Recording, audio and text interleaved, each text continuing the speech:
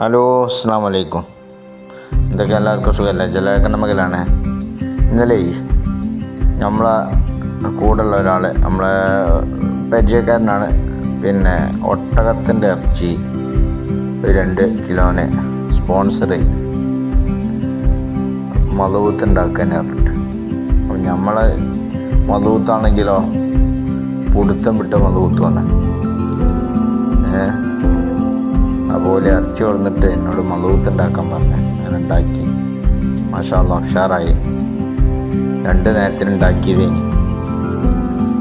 2 നേരത്തിന് ഉണ്ടാക്കി കഴിച്ചു നോക്കുമ്പോൾ ഒരു നേരത്തിന് തന്നെ തേങ്ങിയില്ല.